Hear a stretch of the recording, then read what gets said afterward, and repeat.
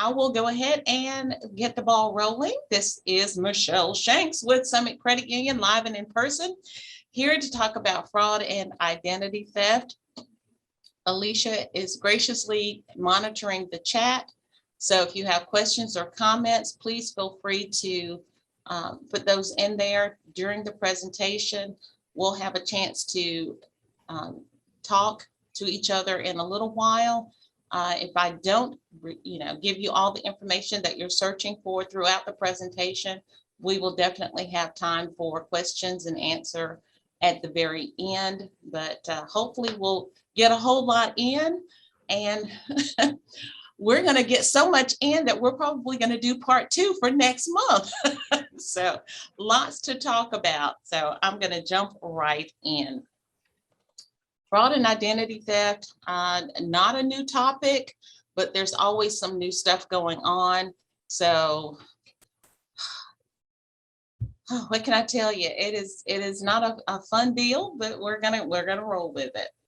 What we're gonna cover today is talking about what identity theft is, ways that folks get your information, some warning signs, some things to look for, ways to protect yourself, any proactive measures that you can take, what to avoid, try to give you some tips and tools to use, and some next steps. So, what is identity theft? It's basically when someone, without your permission, pretends to be you for their own selfish gain. Their motive could be financial. It could be to establish accounts or to secure merchandise, goods, or services, but it's not always about money. These can also use your information to get health care. Believe it or not, that happens. So any personal information that you have is precious. Crooks need health care too, right? They need to go to the doctor. So they will gladly use your information to do that. And they can also use your information to try to evade law enforcement.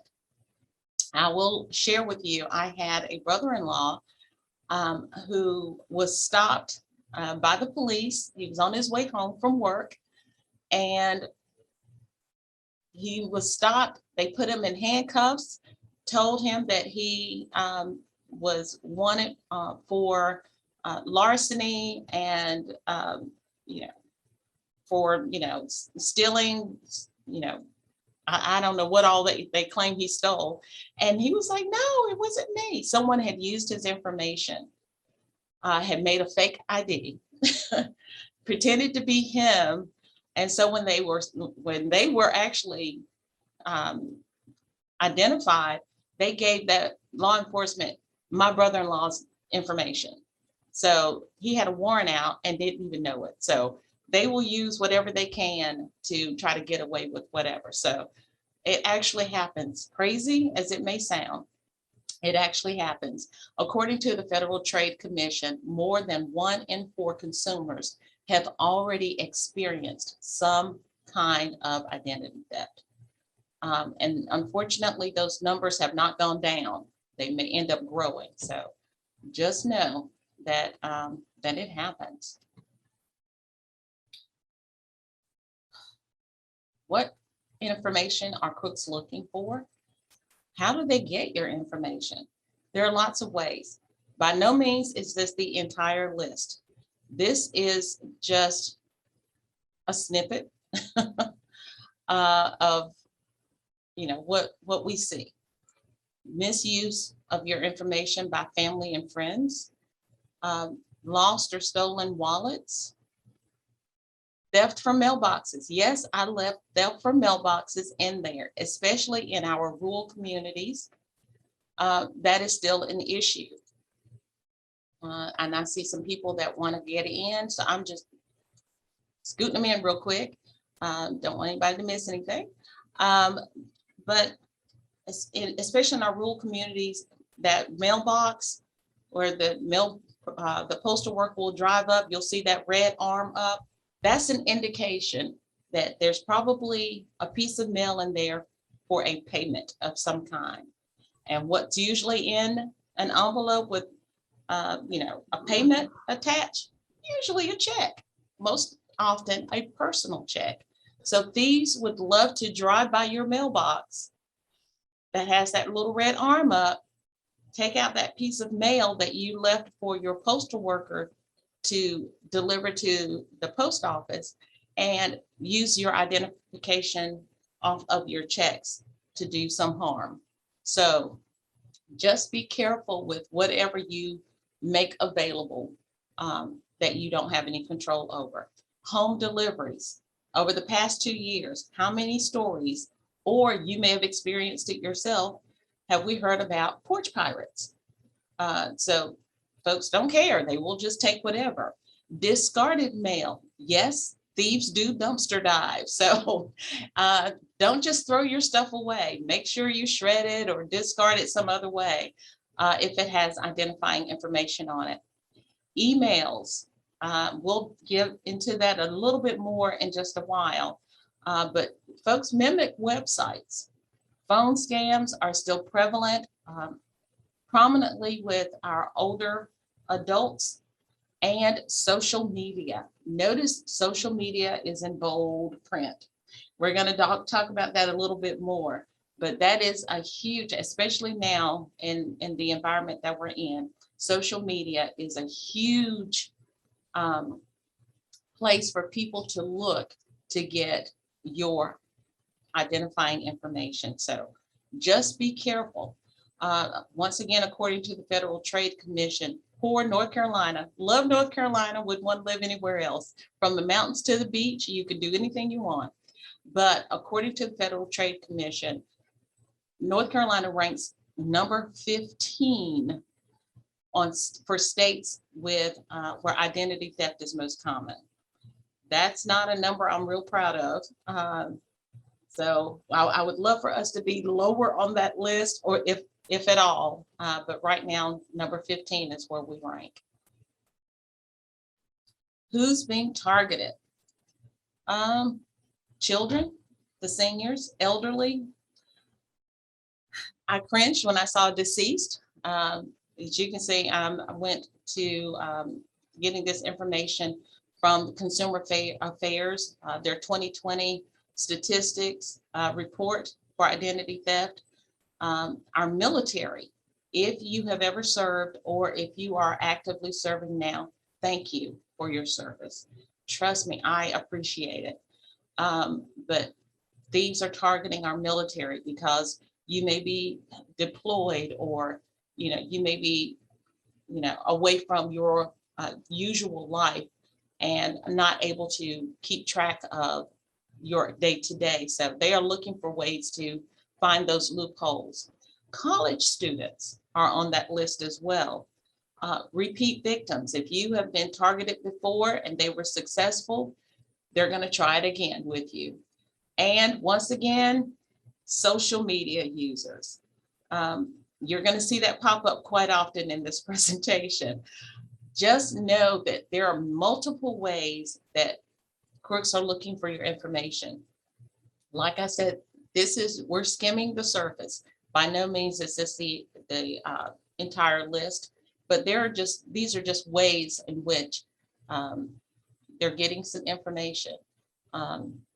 Unfortunately, with our children, seniors, elderly used to be at the top of the list. Now children are at the top of the list. And when I say children, I mean children ages 15 and under. They are the most targeted. They should not have any credit, right? They should not have a credit report. There should be no credit history. But I have seen personally an 8-year-old with a Duke Energy bill. So I know that it happens from a personal standpoint, but as far as research, we know that it does happen. Here being a financial institution, we do have proof of that as well. So just know they should not have any credit history out there. Our seniors, our elderly, if they are not purchasing homes or getting new cars or new to them cars or any other thing, and they haven't done anything in a while, there should not be any other activity. But you may be surprised. So feel free to check your credit report, check the report of those in your household, especially your children. Hopefully there's nothing out there, but if there is, be proactive and take action on that, and check your elderly or your seniors. I won't say age because some people may think I'm a senior. So, but make sure that they're good. There's nothing happening. We want to make sure we're taking care of everyone. Speaking of all of this, especially with our social media, things are happening out there. Let's talk about our current environment. Crooks will use any means, I won't say necessary, but use any means that they can to gain your information for their own personal use. They use fear as a motivator.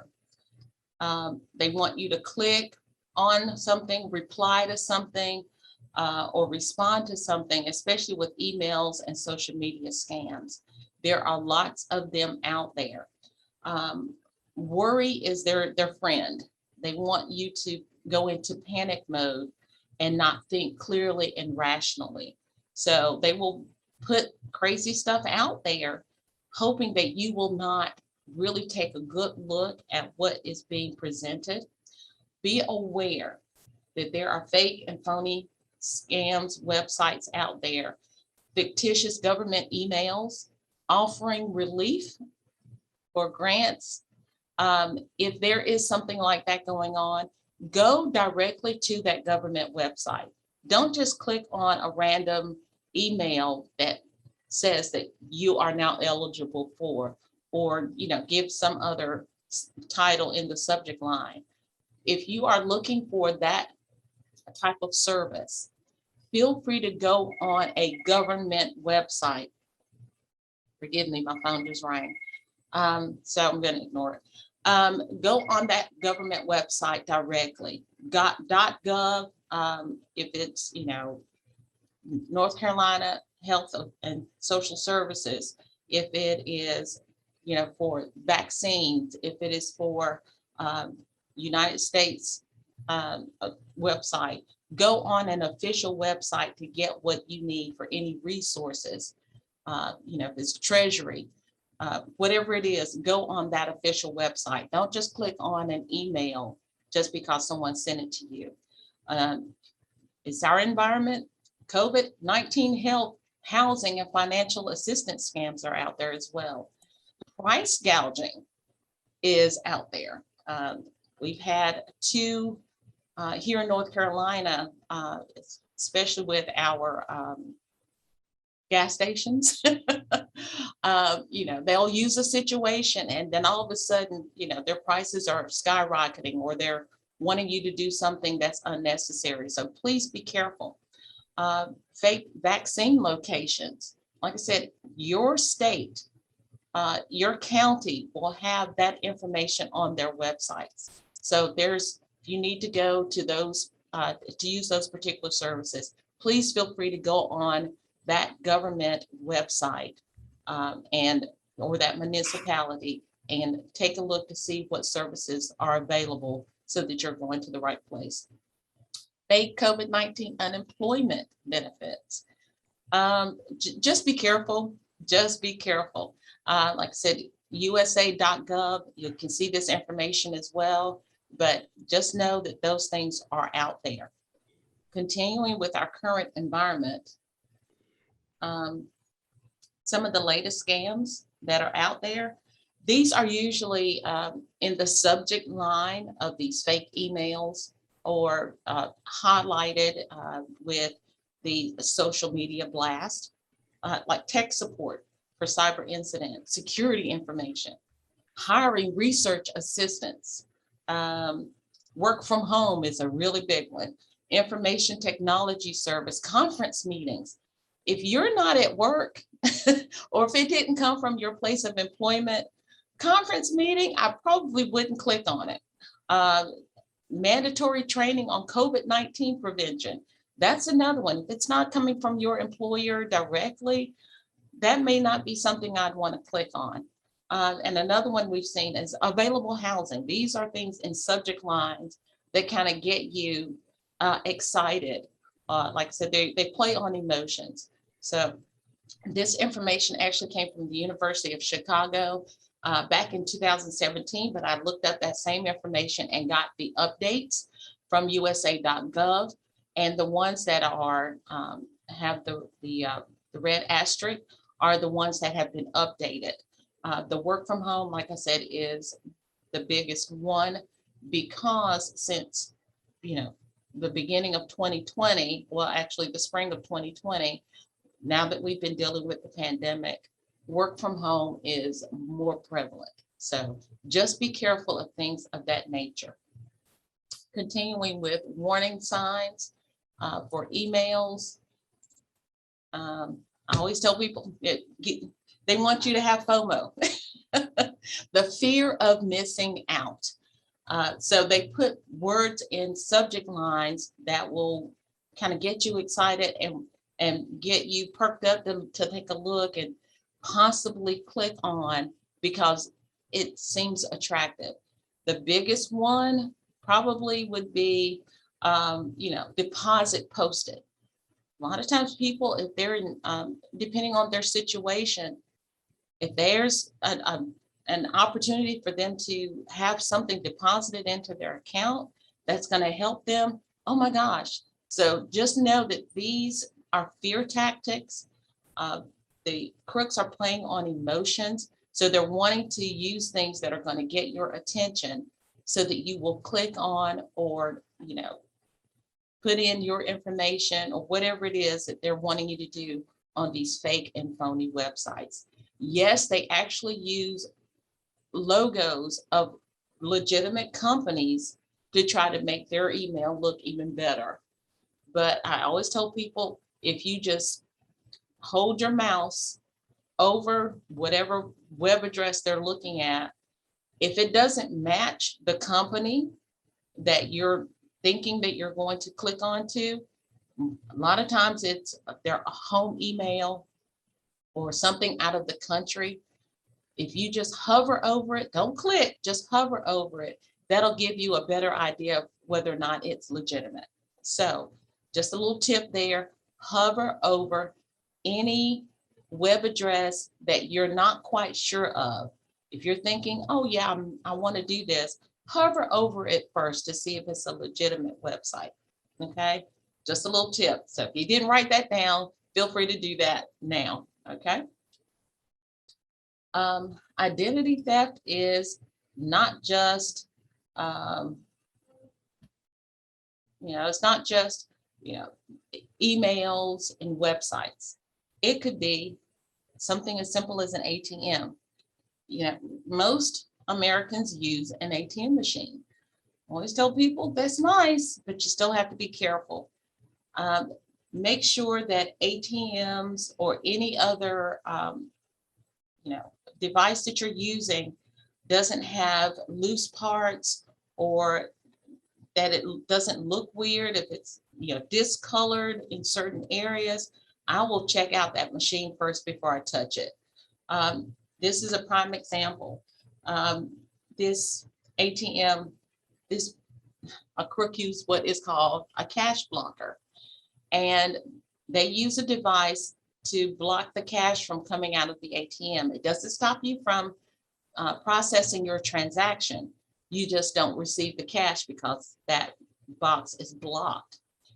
So you may, do your thing on the machine, and you hear the machine making noise. It's working properly, great. But all of a sudden your money doesn't come out.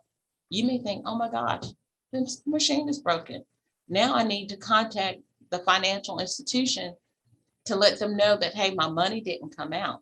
Well, actually it did. So they're wanting you to have that sense of, oh, okay, my money's gone.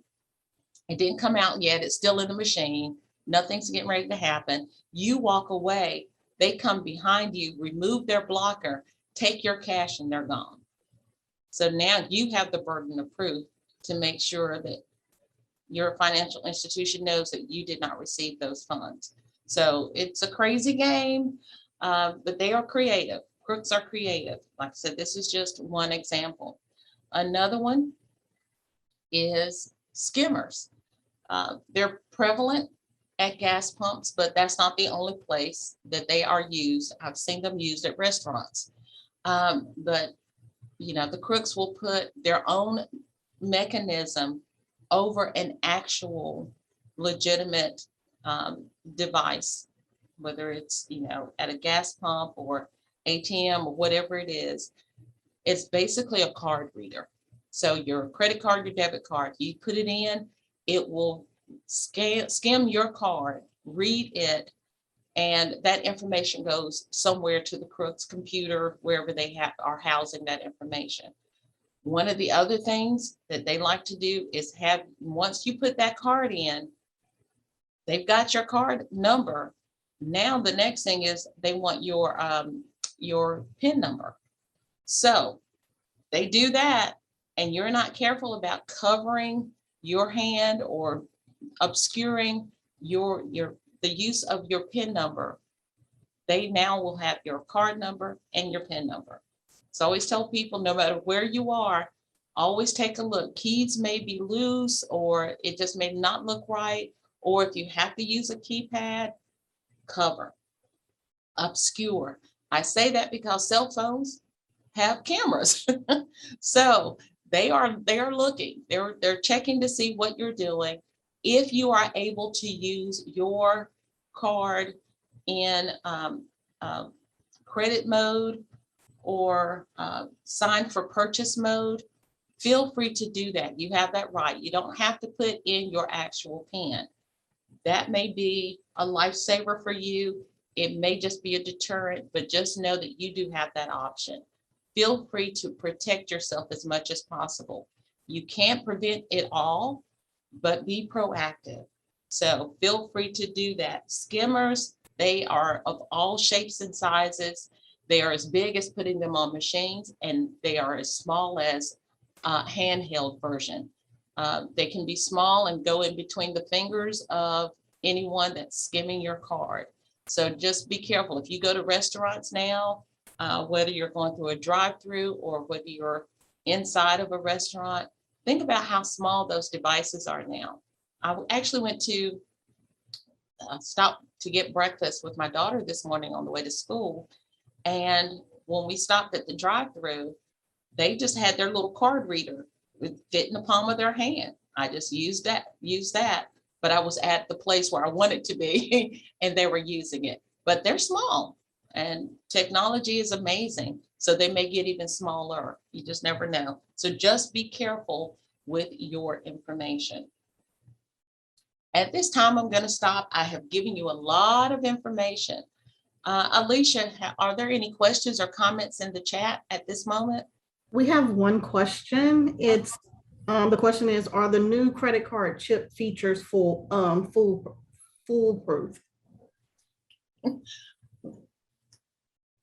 They're supposed to be more efficient and more secure. If they were foolproof, I'm telling you that this world would be golden. Nothing is ever foolproof. And I say that because crooks, because I don't have that mindset. I don't know how they do what they do, but they always find ways, find loopholes. If you have not been under a rock over the past year, you know that there are cyber incidents all over the place. So they find ways to do weird stuff. Those chips are supposed to make things more secure, make it a little more difficult, but that I cannot say it's foolproof, because someone's always coming up with something new to try to beat the system. But yet they are more secure. That I can tell you. They are more secure than the ones without the chip. I've been in this business for over 20 years. I've seen a lot, and I'm very confident in the technology with the chip versus just the strip on the back. Most credit cards, debit cards have both. Depending on the merchant that you go to, you can use them either way, but yet it is a great security feature because the information that is read from that chip is different from what is read from this, bar on the back. So depending on that merchant that you use, we can't even, we can't determine how secure their systems are. So even though your card may be secure, wonderful, good, once you use it and your information is with another place, another merchant, we don't know how secure their information is. So it is a house of cards. But yeah, I'm confident with the chip security feature. That's the only question that we have. If anyone has questions and would like to come off mute and ask it, now is the time. And we've got part 2 of this, so we've got a little bit more. I just wanted to make sure that if folks had information or comments or questions from what we've already discussed, I wanted to hear from you. Yeah, that's the only one we have. Okay, well, we're going to jump into the second portion of this. We talked a lot about I think Rodney may have one. Oh, okay. Go ahead. Yeah, I just had something I was want to share real quick with everyone. Oh, thank you. Yay. Thank you, Rodney. Hi, how are you? I just purchased the RFID wallet. Was it last fall? And it's supposed to be able to protect your information, your card information, from those scanners that someone may have where they can just kind of tap or come close to the back of your wallet. I'm not sure if they can get through purses, but I think they can too. I'm not 100% sure, but someone can basically walk up behind you with the scanner that you were referring to, right, and pull your information. So I went away from the leather wallets and I went and bought this, and it's pretty efficient. They're all over online now, so I'm just gonna throw that out there. Pretty smart to get. Just put your money in, boom, boom. Thank you. You're I will tell you, either you're very psychic or you knew what I was getting ready to talk about next. Not psychic. Because believe it or not, we're going to what's in your wallet. I actually have in my purse, I use those sleeves. I don't have a wallet per se, but I do use those sleeves for my cards. So in this tap and go world now that you can actually do that, I know that does happen. So I do have one of those protective sleeves for my cards that I keep in my purse. So let's talk about what's in your wallet. What do you carry around in your wallet? You'd be amazed. For those that are going, only put in the essentials. That's great, but not everybody just puts in the essentials. A lot of people carry a lot of information, and you may not think that it's a lot, but once you really start to dive into what's necessary for your day-to-day versus what you probably have in your wallet, you may want to start rethinking. Your Social Security card, do not put it in the chat. If you carry your Social Security card, I don't want to know, don't. But if you are carrying your Social Security card, please, please, please reconsider. You normally don't use your Social Security card for anything on a day-to-day basis. You may have needed it for employment when you first got hired, or you may need it for your financial institution if you're trying to open an account, or you're doing some kind of paperwork for some services. Other than that, on your usual day-to-day, you really don't need your Social Security card. That is a crook's icing on a cake.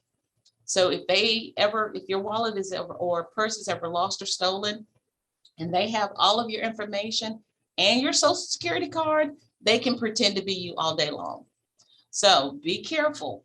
PIN numbers or passwords. We live in a digital age, a highly technical age, where you have apps for everything. You can put those kinds of things on an app. You don't need to have them handwritten or typed up nice and neat in your wallet or your purse. So If you don't need that sort of thing, we're trying to be proactive, okay? How many credit cards? And I love this. I am not telling you don't have 10, 15 credit cards. Have as many as you want. But how many do you need every single day? Do you use all 5, 6, 8 of them every day? Or do you usually just have your 1 or 2 go-to debit credit cards that you use on a regular basis? I would only carry those that you use on a day-to-day or on a regular. The rest of them I would keep in a secure place, whether it's at home in a safe or at your financial institution in a safe deposit box or some other secure area where you can keep your things away from your regular wallet or purse. You don't need to carry everything all at the same time. And I'll give you an example why in just a moment. Your family's personal information. Do you need to carry that with you at all times? There are some things you're going to need at certain times. If you're, applying for insurance, whether it's health insurance or, home and auto insurance, you may need some things, but do you need it every day? So just be thinking about what you need, what you don't need. How much cash? How much cash do you usually use on a day-to-day? A lot of people are, they're like, oh man, I don't have any cash on me because we use our cards so much. But if you do use cash, if that's your method of payment, that's wonderful. But how much do you really need to keep on you at one time?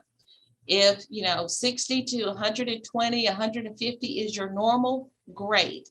But if you got 1,000, 1,200 just walking around, but you're not really using it, how much cash do you really need? And I say that because if your wallet or purse is ever lost or stolen, cash is not replaceable.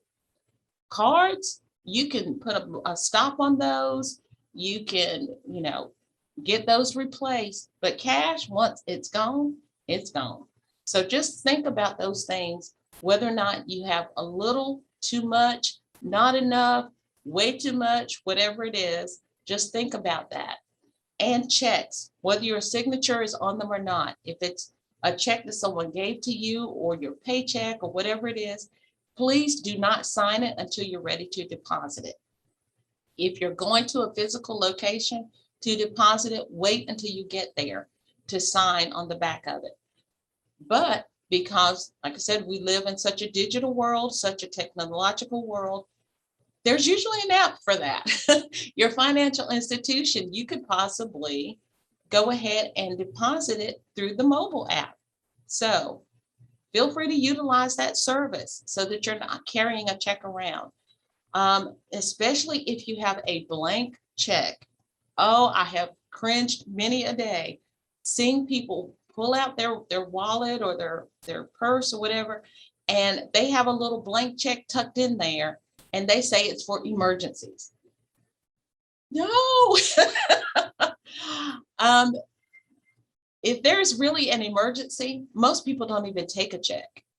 Most people want you to use your debit card or your credit card.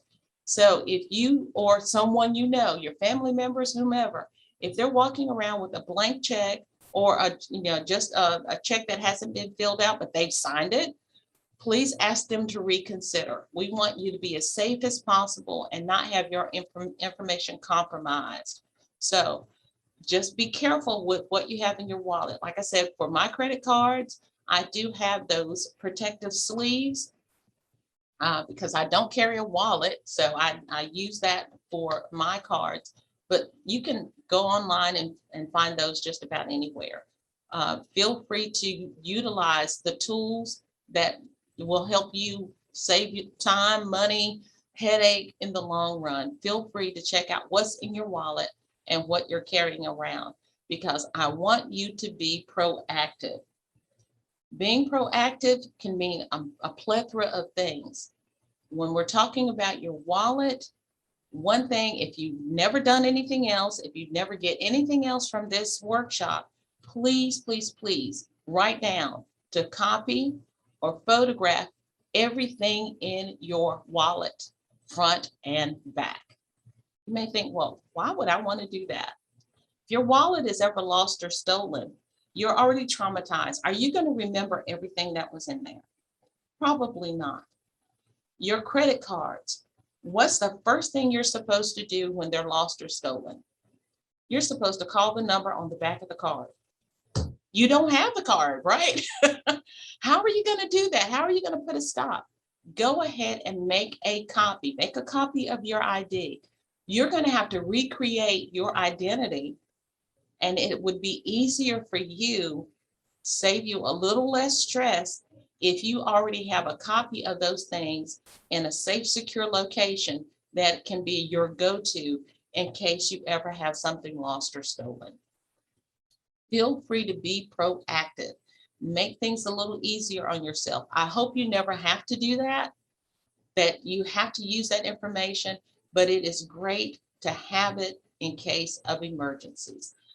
Whether it's in a safe box, at your financial institution, whether you have a lockbox at home, if you have a secure place at your, family member's house, so that it's separate from your house in case of a natural disaster or something else happening. Feel free to make a copy of everything in your wallet. That includes insurance cards, especially health insurance cards, things of that nature, so you have that information and can retrieve it and recreate it when necessary. Shred your document, shred your mail.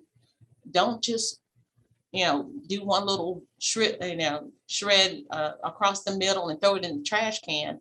Most credit card offers or anything that you may consider junk mail has some other identifying markers on there, not just your name and address.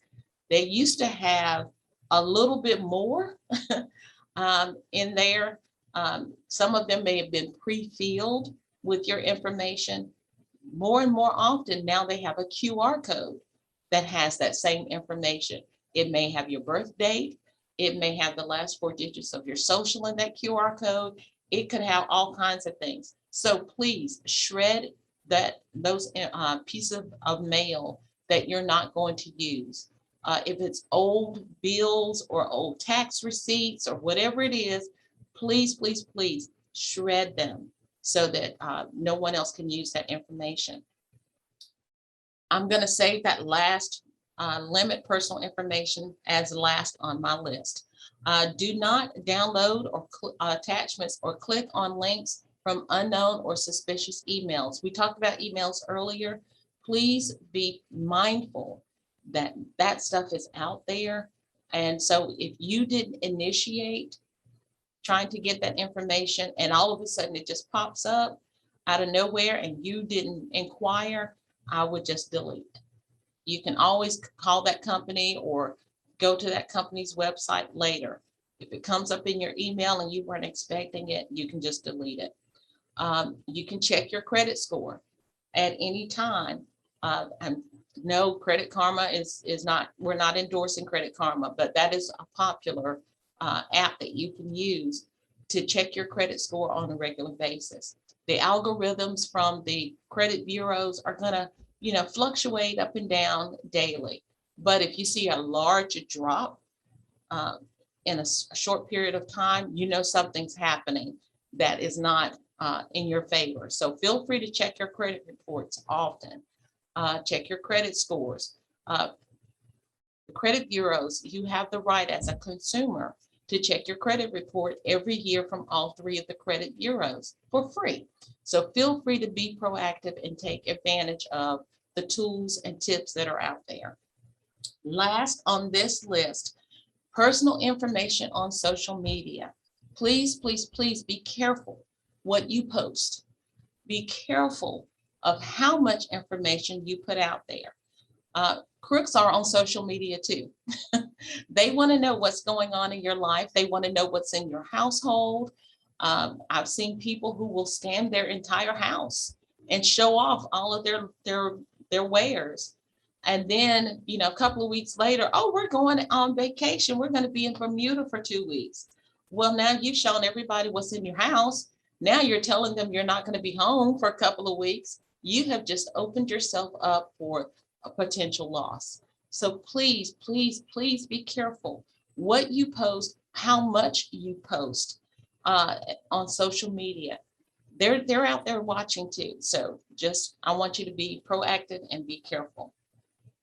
If you need to freeze your account, if you know I'm not getting ready to apply for any loans anytime soon, I just refinanced my house, I'm not going to do anything for the next 5 to 10 years, freeze your accounts. That way you're not having to worry about what else is coming through. Because once you freeze them, you can unfreeze them. The credit bureaus will allow you to do that. You as a consumer have the right to do that.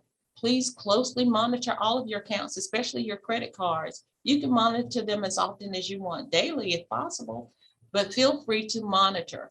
The credit bureaus, you can get your free credit report once per year from all 3 of the credit bureaus at any time.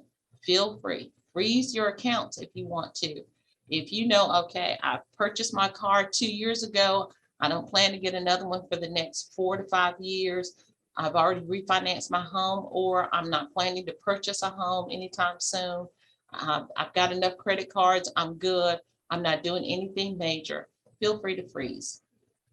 Or I'm thinking about doing something within the next year, but right now I'm not doing anything. Feel free to freeze your credit, your accounts with the credit bureau. You can always unfreeze. It's just that simple. You can freeze it, you can unfreeze it. You can do it as often as you need to, but that is a way to help you protect yourself. Okay. Said a lot, just getting straight to the review. Protect your personal information. First and foremost, do all that you can to protect yourself. Be aware of any schemes or scams that are out there. If you watch the news, you'll see that there's always something going on, some new something. The crooks, like I said, they never sleep. They are always thinking of new ways to get your information. Use reliable websites for environmental and financial resources. Go straight to those .gov websites, whether it's your local municipalities or whether it's the state's website or the United States websites. Feel free to go straight to the resources that will give you what it is that you need for those services. Be aware of your surroundings whenever you're using your phone, or when putting in a PIN number somewhere. Be aware of where you are, your surroundings, and not compromise your information. Don't put yourself at risk. If you're carrying $1,500 in your wallet, but you only use $10, $12 every day for lunch, that might be putting yourself at risk. Or you take your wallet out and all of a sudden you're flashing all your money, that might put yourself at risk. So please feel free to think things through, think clearly, do all that you can. Listen to that little voice, especially when you're on websites or if you get suspicious phone calls. Listen to that little voice that says, this sounds too good to be true. Usually it is. Or this doesn't feel right. Or wow, I wasn't planning to get anything from that company. I don't know if I want to click on that. Listen to that little voice that is giving you a warning. Heed those warnings. Like I said, if it is a legitimate website, you can always go back to it. Just delete the email, delete that social media, whatever it is, and then go straight to that source. You have that right to do that. Be proactive. Do what you can. It may not prevent everything, but at least it will give you the option to help protect yourself in the long run. Okay. We're here if you need us. That's what your credit union is here for. We do have free identity theft and recovery for our business partners, which you are. Good old Ref Lauren, love you, love you. For our members, anyone that has a 500 plus relationship with us, with their balances, our kids and our teens club, and our seniors, 55 and over, it is a part of your package as a member with the credit union. If you need us, there's our member service call center number right there. Feel free to call us and ask questions, gain information, tools, tips. Knowledge is power. We want to give you what you need to help you with your financial life. All right. If you have any questions, this is a great time. If you are able to hang on and stay on to talk to us and ask questions, please feel free to do that at this time. You can unmute. I am happy to chat with anybody. And if I don't know the answer, I'll find it for you. Any questions? Or Alicia, were there any comments in the chat that we can address? There is one comment. It says petty cash. I'm not sure what was meant by it. Maybe Rodney, you may be able to explain what you meant by that. And then we also have a comment. This was great. Thank you so much. Oh, yay. Oh, yeah, the petty cash was just something referring to an accounting term when she was talking about limiting the amount of cash that you walk with, kind of keep in mind like a certain limit. Like for me personally, I keep a certain amount that I like to keep at hand, and then, and that's it. Because, any more money that you keep is just more money that you could possibly lose. Right. And I'm on the wavelength with you. I have a certain amount that I keep on me, and especially, not every merchant will take a card. Some depending on what processing system they're on. If it's a low balance, say for instance, if I'm going to the dollar store, you have to buy at least $5 worth of something in order to use your card. But if I'm just going to run in there and just get ribbon for, I'm doing a birthday gift, and all I need is some ribbon. I want to have, some dollars on me. I want to have some cash on me. So you may have your own personal limits. That's great. And you said the magic word, limits. Set some limits for yourself. You always have access to your own money in some form or fashion. So you don't have to carry it all on you at the same time and put yourself at risk. So yes, feel free to have that petty cash on you, or, have those limits. I like that. I also have one more thing to add to that. Also, yes. Don't carry bills like $100 bills, $50 bills, because if you lose that one bill, you lose $50. You lose one $20 bill, you're not that out. So try to limit the size of your bills or denominations to like a $20 bill if you can help it, or unless you have a specific purchase that you want to make, then carry 100 or 50. If you, like, say if you're going to buy a car or cash or something, something like that. But yeah, just try to limit your denominations. That's all I was going to say. Wonderful. Now, if it's all right with you, I might have to collaborate with you for the next workshop. So, because you're working it. I love it. Tag team. Yeah, that is wonderful. I love to learn. So anybody that is willing to share their knowledge with me, I love it. So yeah, that's good. I hadn't thought about that one, the size of the bill. So that's good. Thank you. Any other questions or comments? Well, if not, thank you all again. I love my Rap Learn family.